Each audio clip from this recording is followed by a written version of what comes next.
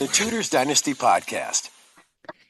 Hello and welcome back to the show. I'm your host, Rebecca Larson, and today I am joined again by one of my favorite guests, Dr. Emma. Emma, welcome back. Hi, how are you? You Oh, always say that, Rebecca. I don't know.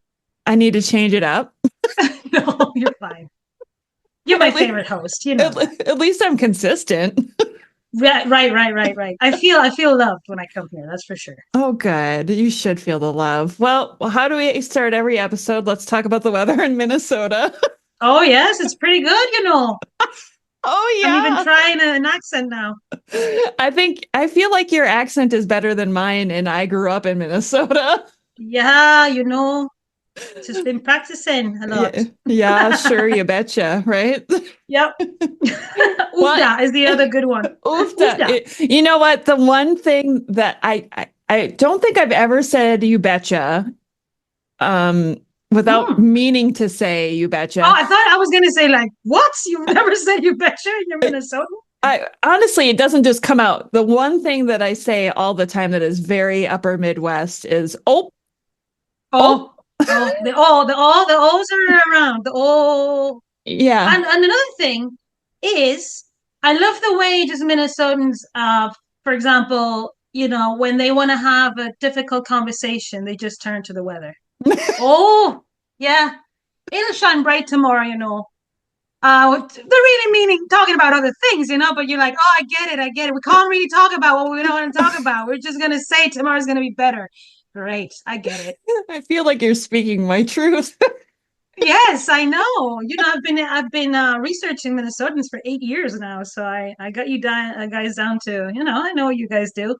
Yeah, yeah, we are an interesting species, that's for sure. Yeah, amazing people though, amazing people. So we're not going to talk about Minnesota this entire episode. We We're actually, not I mean, all that research. maybe some listeners would like us to talk about Minnesota, especially those who are from this state, which I've gathered there are quite a few, which I is think people are exciting. interested in Minnesota just because it's just an interesting place. We've been on the news a little bit, and it's Mhm. just an interesting place for, I think, for example, people in Spain, right? People I know better. They think it's very exotic in a not in a beach paradise place, like in a winter paradise place. Oh, And they always talk about, oh, is it always cold? And I'm like, no, I can get hot in the summer, really, really hot. So, it's a faraway land for us in Spain. So yeah, it's always exotic to think about. yeah. It's not like Game of Thrones and the Wall. It's not Oh always yeah. snowy, It's a bit right? like that. I think Minnesotans are a bit like, and in that sense, Game of Thrones, which is based really in medieval England, what we talk about in the podcast, the Tudors, and a bit, Yeah. that transition into Game of Thrones is about that. And it's based really on in England and the North, which is, I mean, has anyone not seen Game of Thrones that doesn't know what it's about? We're gonna do tons of spoilers, so just spoiler alert. So it's based on this medieval fantasy land, right? And the North has a wall, right, where Yeah. the bad guys come from, right? That's very similar to England because in the north of England there was a wall built by a Roman emperor. It's called Hadrian's Wall, and it was basically to keep the non-Romans out of England, which was Roman at the time. So it's the guy who wrote the Game of Thrones, the books, he was thinking about a lot about the Tudors and medieval England and the kind of things they would have there. So that wall represented the end of like the, if you want to call it, the civilized world, right? It's just Yeah. I've been there many times. My family on my dad's side, they're from near there. Okay. It's not as tall as the one in Game of That's what I was just gonna say. The height difference is quite dramatic, I think. Exactly. That's where we like it when we get that epicness in Game of Thrones, right? And it's just this. I mean, you could probably build that wall in Minnesota with all the ice we get and all the snow. But yeah, it's just this gigantic place, and there's people taking care of that area. So the bad guys don't get in. And listen to this, they all have accents from the north of England, which for me, growing up there, I actually, when I was younger, I used to have quite a thick Northern English accent. It's just I went back to Spain to be a teacher, and it was a bit difficult for people because you were like, winter is coming, and people are like, excuse me, I don't know what you're talking about, lady. You know? I'm curious. Okay, so anybody who's listening now, today we're obviously talking about Game of Thrones Yes. and House of the Dragon because I'm Catherine of Aragon. we'll find a way to bring her in, of course, one way or another. And maybe Thomas Seymour too. Yes, please, please. We want to know more. Come on. But I think, we've talked about Game of Thrones and House of the Dragon a few times on this show, Yes. and people have really wanted us to talk about it more. Yeah. And I am think you have just, some geeks listening. that's us too. Don't forget That's that. us too. So, hi guys, we love you. we on this show, we are the leader of the geeks. Yay! The Queen Geek Squad. Queen Geeks. Oh yeah. You should get a t-shirt. Where's my tiara? But fitting for the talking about Game of Thrones, right? Because that's yes. Okay. There's queens there too, which is great. That's what I love about Game of Thrones. There's so much to talk. Okay, so for those who have been living under a rock, and I don't say that to insult you, but maybe a little. I am thinking of going to live under a rock. Game of Thrones, of course, came out first, and there was 8 seasons, or am I thinking there were too many? 8? Maybe we should have looked at that up. I don't know. There was more than 5. I remember. Fans know why we say that because the last seasons. I'm sorry, but okay, I really didn't hate the last season that much, and I am in the minority. Okay, there. bye guys. This episode is over. Oh, come Episode's on. over. Dr. Emma left. It wasn't. I mean, anyway. Okay.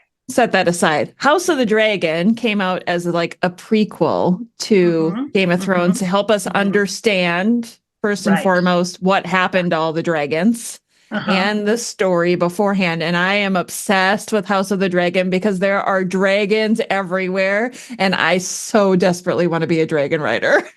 Right. Not because you look like a Targaryen queen, right? I don't at all. With your almost with your blonde hair and no, but it's true. Yes, House of Dragon is amazing. The darkness, the dragons, the sheer just like ruthlessness of the time. I'm a huge Game of Thrones fan, though.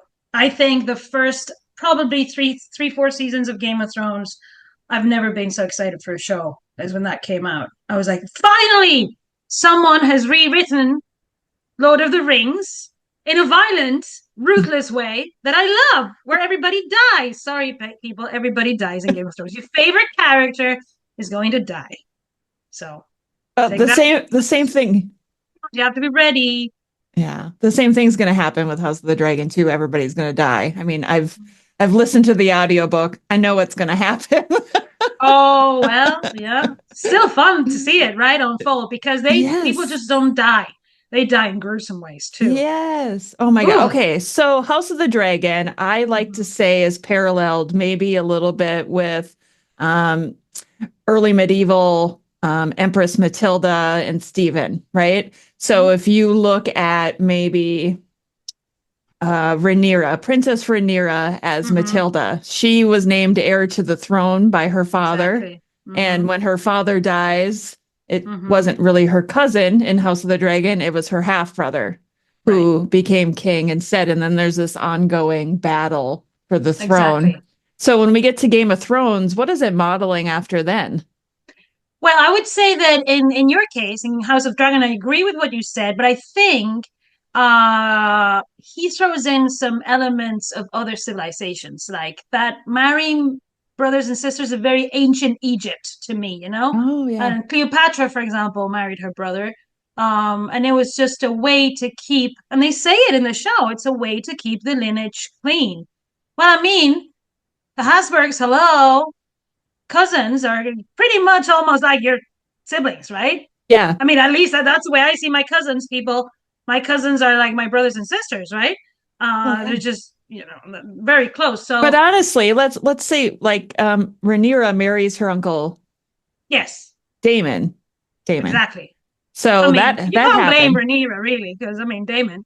But I don't know, whatever. I'm not a big Matt Smith he's such a good actor. He was in The Crown too. And I just think he's just very good. And he's very good looking too. So I mean, you can't hurt when you're good looking too.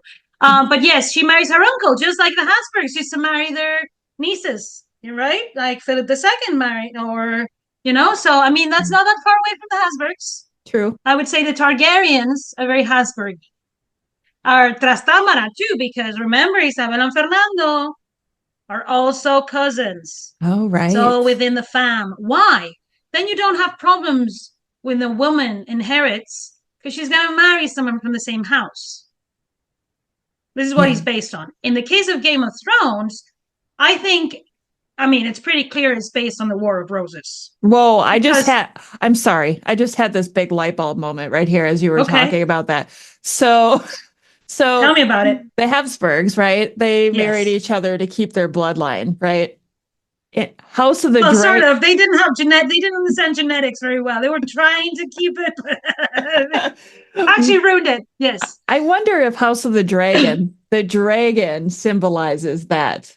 So, because the whole idea of them keeping that old Valyrian bloodline going was so that they could continue to control the dragons and be dragon riders. So maybe that's a little bit of symbolism there that balances out with the same. I don't know. Do you see what I'm saying? I see what you're saying, and I think that's true. It's the elites having the control of important things, and the dragons were the most important resources, especially in warfare, the most advanced technology, right? Yeah. I mean, you can have all the weapons in the world, but then the dragon comes and you're done, basically.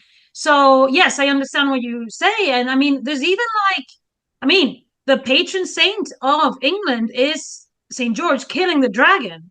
So there's always been in England and in Aragon too, St. George is a patron too. There's always been that kind of imagery of fighting dragons, right? But in this case, the dragons, are they in the good? That's what I love about House of Dragon and Game of Thrones. Who's bad, who's good? Right? It's true, yeah. Is Rhaenyra good?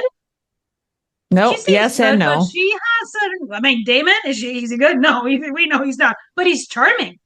And he reminds me of Jaime Lannister in Game of Thrones. You see where I'm going? And Jaime, he also, we find out, and for example, I'm going to talk about season 1 of Game of Thrones. I'm not going to go into it. I don't know too many spoilers. But one of the big things about season 1 of Game of Thrones, we find out that Lannisters are doing the same thing. Because Jaime and Cersei, who is married to the king, and Jaime and Cersei are brother and sister. Yeah. Are they twins too? They're twins. Oh, that's even worse. It started early on, guys. This is worse than the Habsburgs. What is up with these people?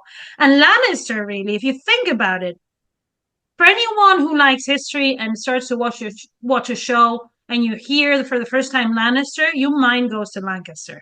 It's just that's how smart he is to take those things. And it's inspiration for any author. He was clearly inspired by Tolkien and his stories about Middle Earth and this fantasy world that is like of a medieval world, right? Sort of a medieval. So there's knights. One of my favorite characters in Game of Thrones is a lady who is a knight, right? Remember her? Brienne of Tarth? Yeah, the tall blonde. So, story about Catherine of Aragon, really quick, right? I always thought there's a story with Catherine of Aragon because Lady Brienne of Tarth ends up in the service of, what's her name? See, this is a problem with these shows, the names. Starts with an S. Catelyn Stark. Right? Okay. You remember Catelyn Stark married to Ned Stark? Yes, Catelyn. Yes, thank you. So Catherine Stark. Yes. Catelyn is Catherine, really, right? Yeah. So she has this lady, Brienne of Tarth, ends up in her service. When Catherine of Aragon was regent in 1513 and James IV of Scotland invaded England, she was the one to keep Wolsey and Henry informed of all the things that had been happening. She once sends, telling the anecdotes about what had been happening in the counterattack. She says that there was an English lady who captured 3 Scotsmen on her own. What? In the north, yeah. And she tells this to the king and to Wolsey.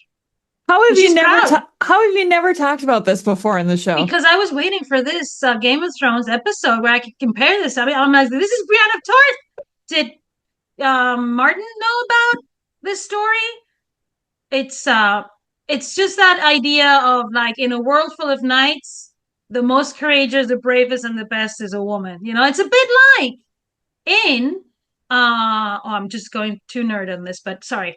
In Lord of the Rings, there's also a very important woman knight who ends up killing the king, the dead king, because she says, he's like, no man can kill me. And she's like, I am no man. Shh. And she kills him because she's a woman. That's why no man could kill the guy because she wasn't a man, right? I just love these characters. My other favorite character in Game of Thrones is Tyrion Lannister. You remember Yes. Tyrion? Of course. How can you forget? He was like the comic relief, wasn't he? Oh, he's so cool. He's so cool. I just want to hang out with him. That would be the one person from all of the seasons that you'd want to hang out with? Yes. Wow. I think he's the funniest. I mean, I don't think he would try to kill me.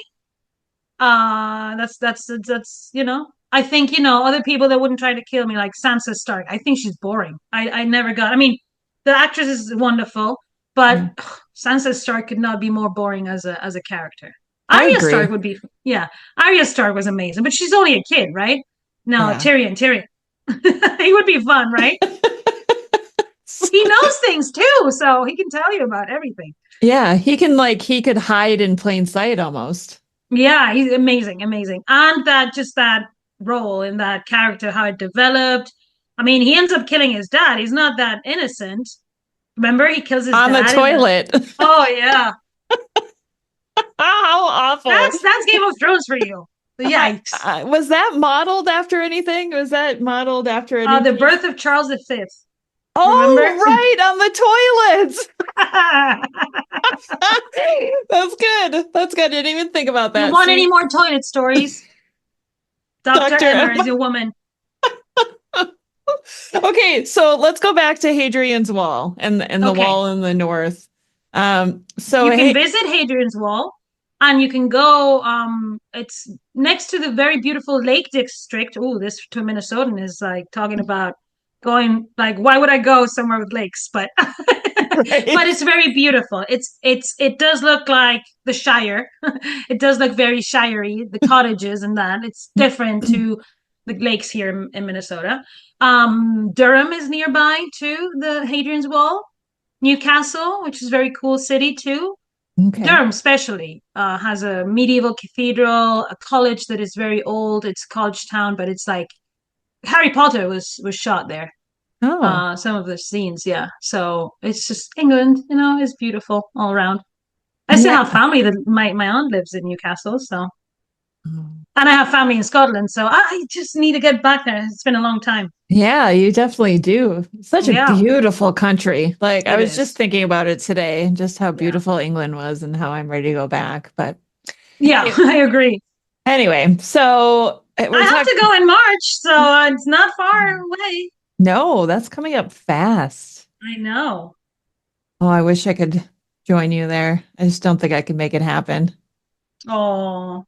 There's still some time, guys. Don't worry. She'll come around. Right. Okay, Game of Thrones. Game of Thrones. Okay, we're talking about the Wall of the North. Who were the wildlings based off of? I hate to say this, but the Scots. Yeah. They were called Picts at the time. And it was just basically what the Romans called uncivilized. It wasn't only the people north of Hadrian's Wall. It was anyone on the boundaries of the Roman Empire. So the German tribes too, that would eventually be the ones to, if you want to say, conquer the Roman Empire. But any boundary, any frontier that the Roman Empire had, to them it would be the end of the civilized world, and that's what this idea is based on. Is like the people on the other side are the bad guys. The uncivilized guys. But in this case, because it's medieval fantasy, it has the element of their zombies. You don't really know, but they're there from the beginning. It's like that menace. And that's the same as Lord of the Rings and Sauron. It's the same thing, right? It's that idea of a very bad menace that is coming. And also the time that Lord of the Rings were written at. So there's different theories why, what he's based on. And I think also Tolkien was thinking a lot about the world that he was living in and how it was changing. So it's got a bit of nostalgia, a bit of like uncertainty for the future. So a lot of creative people have that recourse when they're stressed out about current times to just escape reality and think about dragons. I think about dragons fire and kill everyone. Dracarys. Dracarys. I dream about that. it. I love that. I mean, and then there's that land called is it Dorne? That's Spain. Yeah. And the actors from that, I mean, Pedro Pascal is in that show. Oh yeah, that one you like. Okay, I get it. We can talk about Pedro Pascal. Okay. Everybody likes Pedro Pascal. How can you not like Pedro I mean, I just have a thing. Person. Yeah. Oh, really? Well, that's a bonus. Yeah, he called me the other day. I was like, "How are you, Pedro? What's up, guy?" We usually talk in Spanish, by the way. So, oh, do you? But he just rang you, huh? He just rang me. Yeah, he was like, "Oh, I heard you're doing this show with Rebecca. Do you have any questions about my character?" Wait, he knew my name? Yeah. Look how this fictional conversation just became real. Right. No, but he has, I mean, his character's death. Remember? It's kind of, I mean, I can't see scary movies, but I can see Game of Thrones. Isn't that just a bit weird? Yeah. Because of the fantasy element. It's just out of my head that could ever happen. I know it's a fantasy. And that's where I'm I'm okay with all that violence happening, you know? Yeah. I guess that's my excuse. But I wasn't shocked when I saw that.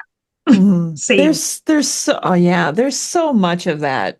Yeah. But the first season, one of my favorite characters, and there's like anyone who's a fan of Game of Thrones makes a joke about this, is the fact that a guy who's an actor from the north of England, Sean, what's his name? Ned Stark? Bean?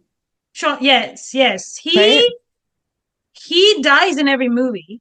So kind of his fans knew from the beginning that they were like, well, guys, I know you're getting very attached to Sean Bean, but he is truly was my favorite character in season 1 because of the way I was like, oh, this is like the tough northerner that is just gonna serve justice, you know? Yeah, he's good. I didn't like from the start, and I'm sorry to say to fans, I'm not a huge Jon Snow fan. Do you know why? Why? Because he knows nothing. Here we go again. For those of you, I just want to give you a little behind the scenes scoop. Dr. Emma leaves me voice messages all of the time where she says, "You know nothing, Jon Snow." I can't do it with your French accent. I'm terrible with accents. Okay, this is like I'm terrible with accents. Do it, Emma. With a French accent? No. You know nothing, Jon Snow. All the time she leaves me voice messages with that and it makes me laugh every single time. I just love I'm it. just trying to, practice makes perfection. You can't just like try it the first time. I guess it's just because I was a teacher and have been a teacher for a long time, just trying to like pronounce things. Imagine starting to study the tutors and knowing that I had to pronounce all these English names that I could just see written, and I'm like, I know they don't pronounce it like it's written. Yeah. So this is a challenge. So I've just had to fake a lot of things. So that's how I guess I kind of do some accents, not all of them. Just the accents that I've heard a lot. Yeah. Like the northern accent in England, I've heard a lot. For sure. It's obvious I can't do any. I feel like in my head I can do them, but once it comes out French or anything that's not what it should be. Generic accent activated. It's not one of my strengths, okay? I'm better at other things. Accents. Of course you are. You just need to practice more your accents. Can you do any American accents? Like from other places in America? Southern, like I can do a Texas accent. I think I can because I lived there. So Can you hit us with something? Oh God, I knew you were going to say this. So I'm sorry to my Texas listeners if I just sound terrible, but this is the phrase I remember the most from when I lived down there. Hang on. Okay. I'm finna get something to eat right quick. What did Yeah, you just say? exactly. Something about eating, I think. Yeah. So in And Texas, they say fixin', right? So like Fixin'. instead of saying I'm fixin' to do something, which means I'm going to do something, Oh, they like jumble their words together. And instead of saying I'm fixin' to get something to eat right now, they say I'm fidna. That's a word. I'm finna get something to eat right quick. where in Texas did you live? I lived in East Texas, so it's kind of closer to Louisiana, so it might have a little bit of that.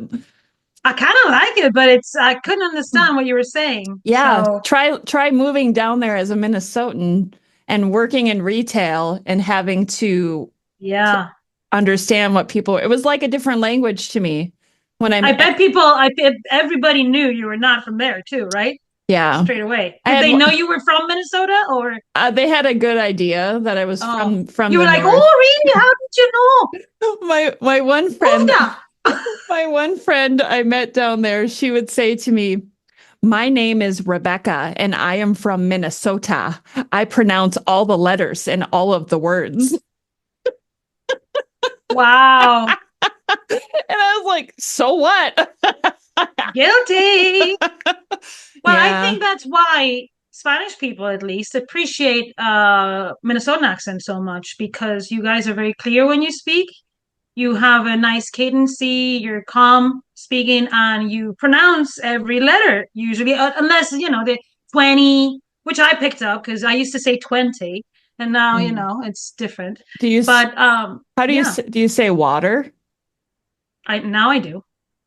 Well, I guess it was different before I had my daughter, and now it's daughter than now, because she would mock me a little bit sometimes when I would say things, I still do. I say garage. Everybody likes that. Or I could say trousers sometimes. It's really hard to get around the pants thing for me. Yeah. Because pants for me is, it's undergarments. Yeah, that's underwear. Yeah, I know. But to me, when you've heard a word in a certain context all the time and it meant something different, it's difficult to wrap your head around the new meaning. Yeah. Right? Trousers not as much, because, everybody understands it. But the word pants, when I hear it, my mind just goes to like, so you're like, oh, new pants. And you're like, okay, if you say so. I can't really, but why are you telling me this? Right? No, guys, what I mean. Or the other one, chips and crisps, right? Oh, yes. Chips is really confusing for anyone who's learned English in Game of Thrones, for example. Let's go back to Game of Thrones. Yes. No, and that's true. That's why the actors have English accents.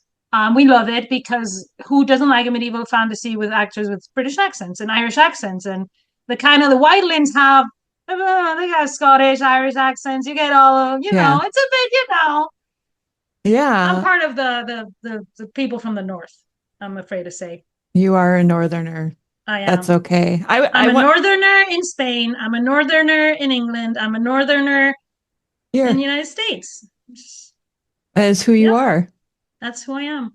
Okay. It's because of my skin color. I can't be any southern. No, I wouldn't be able to. I would like to. Yeah, no doubt. Okay, let's go back to the zombies. And what do they call him? The Snow King? Is that the bad guy? What do they call him? Yes, the Snow King, I think. Is that right? The Ice King, the Snow King? You're supposed to know this. This is your area. Sorry. I was thinking about we didn't talk about the most important actor. And that everybody's like, when are they going to talk about Jason Momoa? We'll get there. We'll get there. We got to talk about the bad guy. What's his name? The king of the Ice King. Ice King? Oh gosh, people are screaming at us right now as they're listening or watching this. Yeah, they can correct us, of course. Yeah, the bad guy. The bad guy from the north. Yeah, with the blue eyes. Okay, so watching House of the Dragon, right? Mm-hmm. I immediately believed that Aemon Targaryen was him once we saw his fake eye was blue. You just blew my mind. I'm not the only one who thought this because as soon as I thought it, I went online and Googled it. And some people And are the like, hair. yeah, the whole thing, right? Wow. So I don't know if that's like a twist that's going to be coming, but I don't, how does it work? I don't know. And I It's a just, wizard. It's always a wizard. Something happens. There's a remember there was that woman lady, wizard lady, yes. the red woman. Well, there was one in House of the Dragon too. What was Oh her name? yes. So that can always happen. The bad woman comes around Yeah. and gets everything But spoiled. the only problem is that the vision that Damon has at the end, which I Uh-huh. think Helena also sees, is Mm-hmm. that both Damon and Aemon die. Damon, So Heyman, they're the Kardashians. Damon, Heyman, I uh, know.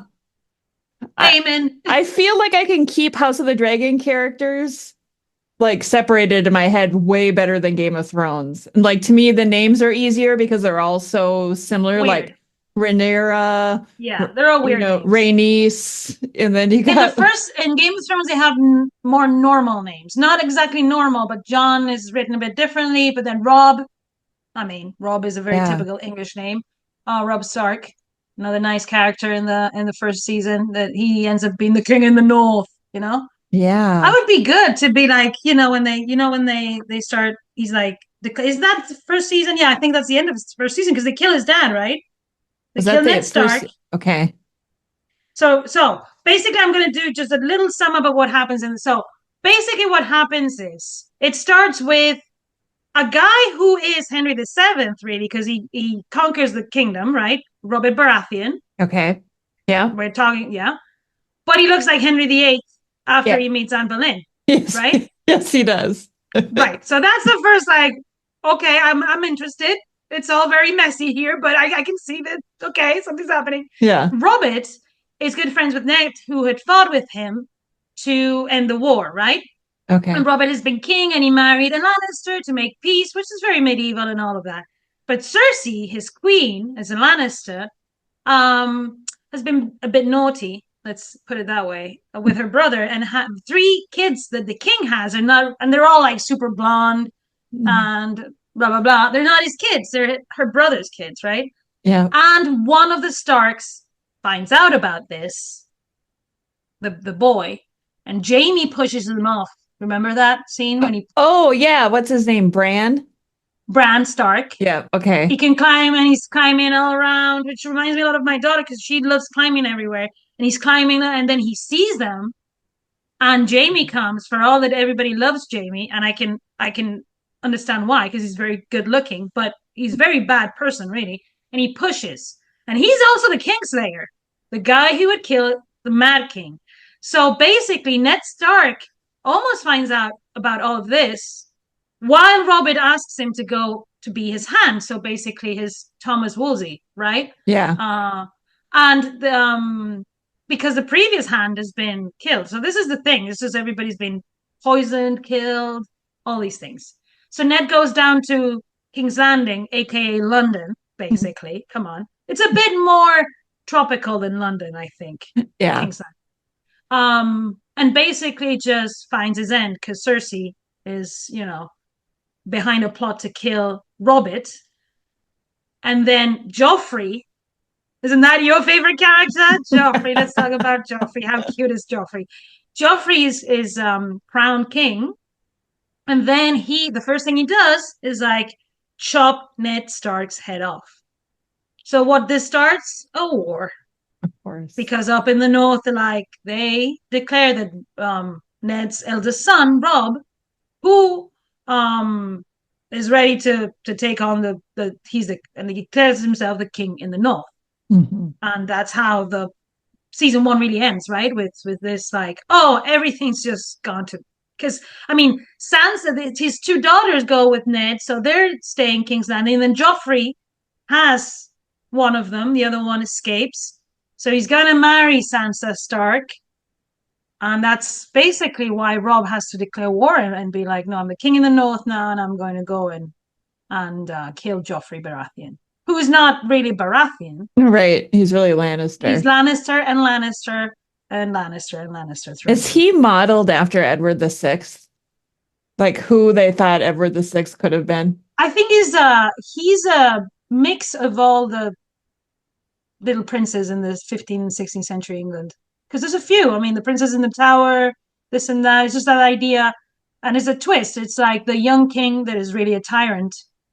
I think they're all got a little bit of Henry VIII element in the first season, the kings. Yeah. Because Robert Baratheon's like the good king that's really a bad king because he's all just drinking and you know, hanging out with women. And then there's the young, like corrupted, like incestuous, born from incest, really, which makes you think, oh, incest is bad because this guy is crazy. And he's only like 12 or 13 years old, right? But he's already doing very horrible things. And his mom is basically just drinking wine all the time because she realizes what she's done. Created a monster. I mean, she's a good character. That Cersei Lannister. Yeah. Oof, that's a good character. You love to hate her, right? You love to hate her. You love to hate the Lannisters in general, right? I feel like Cersei sometimes has those redeeming qualities where you want to like her and you're like, oh, maybe she could have a little bit of good in her. And then you're like, nope, never mind. Yeah, like Jaime. I think they do very good job with those two. Yeah. Of like, kind of like, I think once they've committed that kind of atrocity, it's just a debate when they're going to fall because it's so awful what they've done. And it's such a disgusting secret, really, and all of those things, right? And ultimately, the children that they have pay the price because they're either crazy or something bad happens to them. So it's kind of like incest is bad kind of story. Yeah. And then House of the Dragon, we have Rhaenyra, who is declared heir by her father, then marries the Who is her father modeled after? You said Henry II, Matilda. Well, see, now there's some like confusion there because I was just thinking back to how her father, Viserys, became king over his cousin, Rhaenys, the queen who never was. So that could also be seen as Matilda and Stephen, or Elizabeth of York. Yeah, there's a lot of that in there. But see, he's throwing those things at us all the time. So a history buff is just crazy. Watching this, it's just yes, because it's all like I kind of, where is this from? You just kind of pick up some, and you can make your own theories about it. Yeah, that's why I think it created such a fuss. It's just such a good show in that sense, right? The stories are so good, so good. But what I was getting at was Rhaenyra marries Laenor, who is the son of Rhaenys and her husband. Why is his name escaping me now? I can see him. He's the because he's Lord something. He's not. They don't give his name that much. Lord. I just knew this 5 minutes ago. Anyway, so she marries him, but in the show, Laenor is clearly gay, and Rhaenyra knows this, and she makes this agreement with him, like we can do our duty, but we can both still be happy on the side. Well, they end up not being able to do their duty. They try. So she ends up having an affair. Which is pretty unrealistic, I think, in some ways and terms. Yeah, I don't know. Anyway, we're not going to go into that. But no, we're not. But so Rhaenyra ends up having for all the plotting and doing. Rhaenyra ends up having this affair with, I think it's Harwin Strong, Lord Strong, or the knight of something. And she has... annoying guy, very annoying guy. But he's cute. You don't think okay, whatever. I have a thing for dark hair. And so she ends up having 3 sons by him who do not have white hair. Both Rhaenyra and Laenor have white hair, so their children should have white hair. These all have black hair. Clearly not. And everybody seems to know that these children are not Laenor's and that they're bastards. And it's like this dark secret, right? And that causes problems. They're still Targaryen by their mother, but the other half, they're not 100% old Valyrian, so to speak. And so that's like the biggest conflict for sure. Well, maybe at the end of season 1, maybe at the beginning of season 2 is is these bastard children of, I hate that word, these children of Yeah, you keep Rhaenyra. pronouncing all the letters in it. It's Oh, because those bastard children. I'm from Minnesota. Oh, I thought you were Texan. No, I'm not. I am not. So who was that modeled after? These children. I've never heard of a queen that could achieve that, honestly. And that's one of the reasons why I think Elizabeth I remained unmarried. Yeah. You couldn't have a bastard child if you were a queen.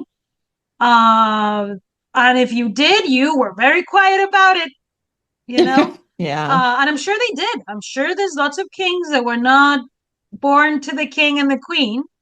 For example, I know an example of a queen, a consort that did have a daughter that was Juana la Beltraneja, so badly named Juana la Beltraneja, was Isabel of Castile's niece. So her brother, who was king before Isabel, had a daughter with his wife, but everybody in court said it was another guy's. So they started calling her after the guy's name, La Beltraneja. So she's from Beltrán de la Cueva. And this is what made basically what started the Civil War when Henry IV died. Also, we have the parallels here. Henry IV is said that he could have been gay because he had a first marriage to Blanche of Navarre, and it was said that they never consummated. He admitted they never consummated because he couldn't.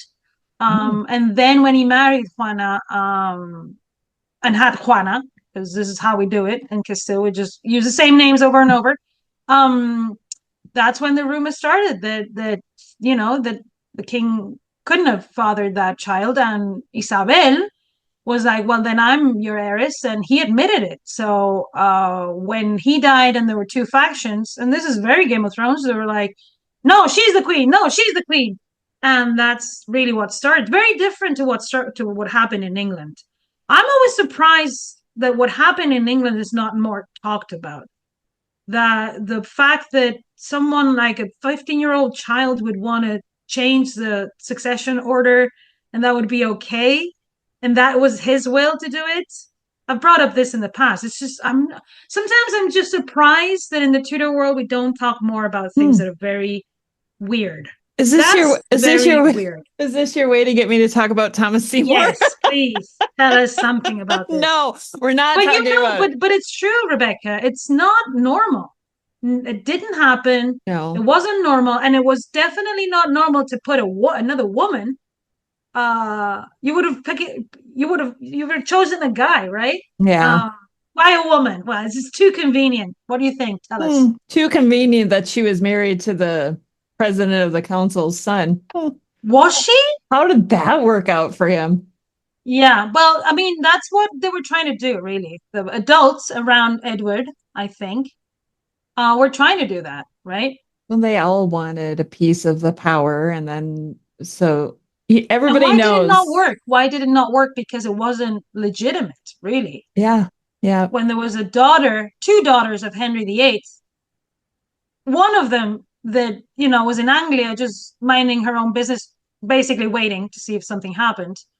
And why does she get support so quickly? And why does she march to London and everybody's like, oh, here you are, the keys of London. What else do you need? It's because legitimacy is the way it works. And this Game of Thrones things is all about the legitimacy, really. It starts with Ned Stark finding out these children are not the king's children, his friends. Yeah. So Henry VIII has been cheated to think he's got sons and daughters, right? I'm saying Henry VIII because he looks like Henry VIII. Yeah, yeah. I thought that was an interesting character, Robert Baratheon.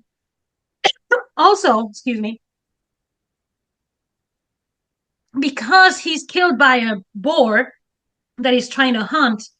I think this is a little reference to Henry and his accent, and I think he's just got so many elements of Henry VIII, don't you think? Yeah, that's true. Now that you bring that up, it's been so long since I've watched Game of Thrones that I forgot all of those similarities with Henry VIII.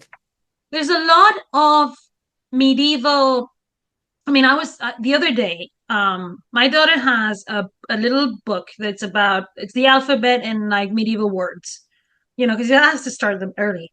When you get to the K and it's king, the king's face is like Henry VIII's face. He's modeled after Henry VIII. Wow. Elizabeth the First appears in a lot of these things too. I think it's just because English is such a big language, anything to do with English history, especially medieval England, has had a big impact in pop culture, which is English dominated, right? Yeah, So, for sure. and then also I think with people like Shakespeare and all that rewriting of the history and how literature has, and we're talking about literature because really this is a TV show based on books, right? Mm-hmm. On a long saga, both of them. So yeah, I just that's why I think we love it. When we love history, we love shows like Game of Thrones when they are well done. At least if the first season is very well done. So. I feel like they're a test for us as people who really? love history so much because we can watch these episodes or these series and try to find the connections. That's what's fun for me. And I'm like, oh, that's supposed to be this person, or that was supposed to be this event. And then it makes me feel smart, right? Right. Of course. And well, that's good. That's a good feeling because, it's a hobby you have and it's something that you are reflecting on what you've learned while you are being entertained because we watch these shows. I usually watch them at night when I have the time or the energy. It's been nice to watch them again, but I've realized how tired I am because it's a 1 hour. Oh, now I'm sounding like the old lady I am. But sometimes I'm like, do I have it in me to watch a whole full hour?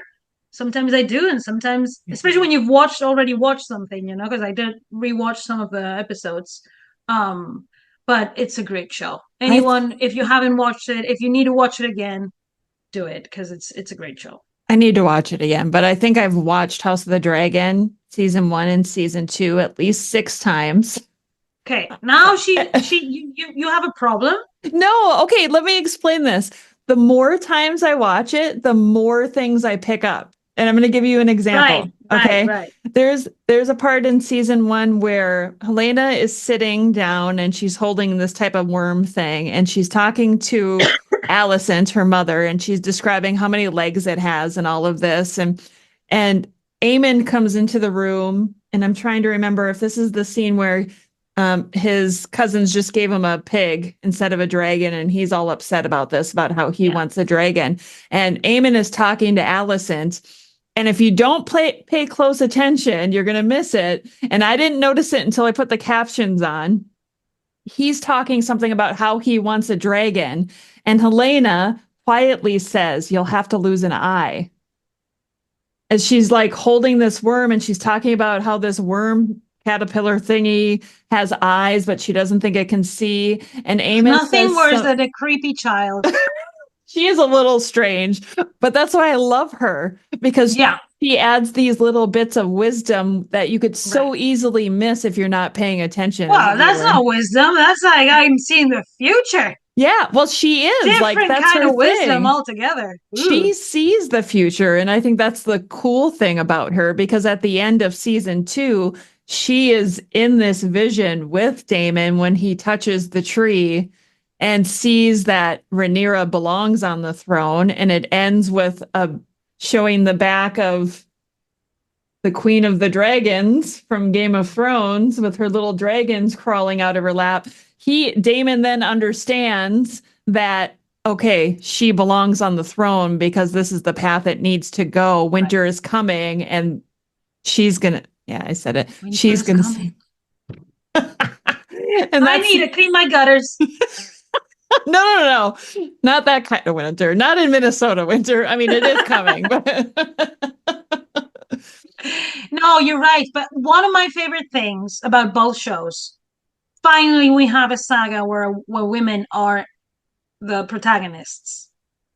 Because we're sick and tired of always the guy saving the day. We're sick and tired of the women just waiting to be saved and all those things. We're sick and tired. So this, to me, was the revolution of Game of Thrones, to see like these women that were like, wow, the ladies are just as ruthless, just as bad, just as legitimate, just as and that's my favorite part of both shows.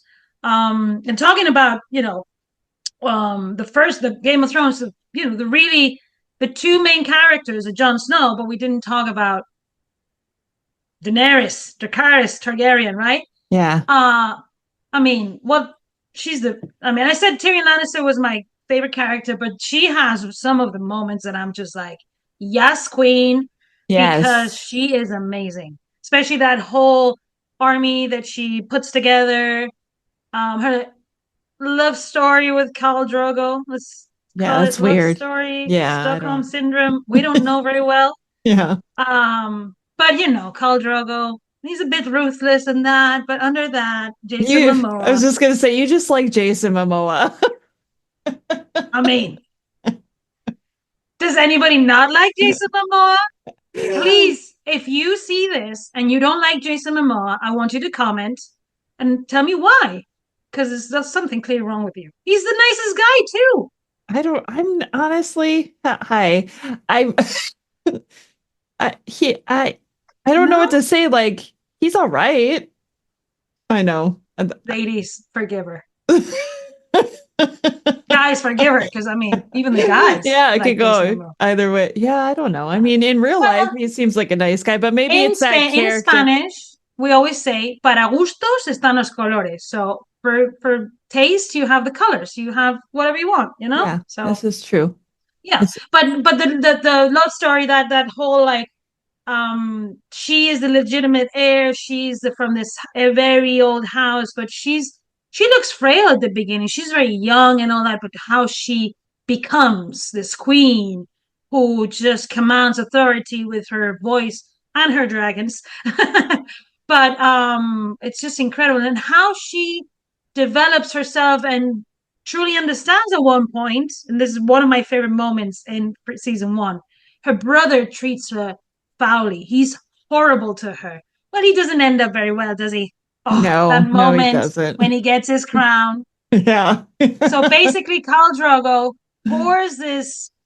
What is it? Gold, right? I think Yeah, it's gold. molten. You want your golden Yeah. crown, and he pours this red hot gold and is over his head.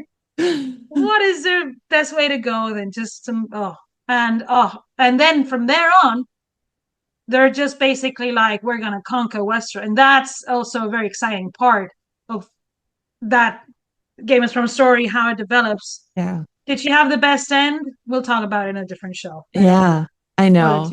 Well, I think so for today's episode, I think we have to end there. And I know we didn't cover a lot, and there people are going to have questions, and maybe you didn't cover a lot. You guys are crazy.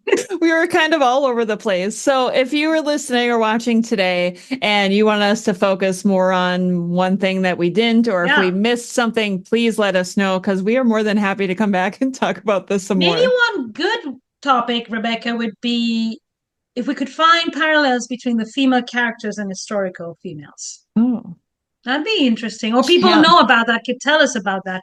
People are very good at finding all these things in Game of Thrones. Everybody's just going to start watching. And then tell us if you're team House of Dragon or team Game of Thrones. Are you team Rebecca or are you team Emma? Team Game of Thrones. You know nothing, Jon Snow.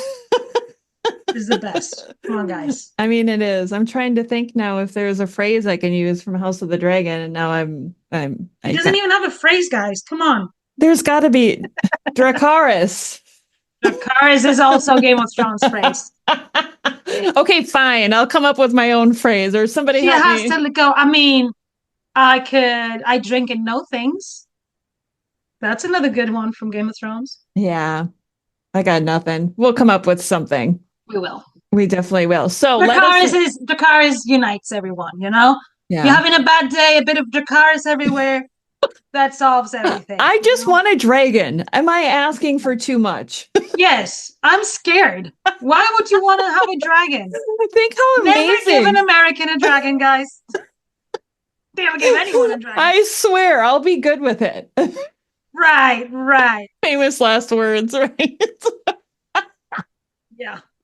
Oh my gosh. Okay. So if you have ideas, please let us know. You know my email, Rebecca@tutorsdynasty.com, or you can find either Emma or myself on social media. If you listen to the show, you know how to find us. So please let us know what you'd like us to talk about. Dr. Emma, thank you so much for coming on today and talking about this subject with me. Great topic. I love it. I can't wait to do more. Guys. Bye. And that concludes another episode of the Tudors Dynasty podcast. Thank you so much for listening. If you love the show and would like to show your support, consider becoming a patron over on Patreon. That's patreon.com/Tudors Dynasty. Over there, you'll get commercial-free episodes, early access, and some patron-exclusive content as well. If you would prefer to show your support in another way, head on over to my website, tudorsdynasty.com, and click on the shop to see some of the new merchandise that I have available. Thank you so much for listening. Until next time. The Tudors Dynasty Podcast.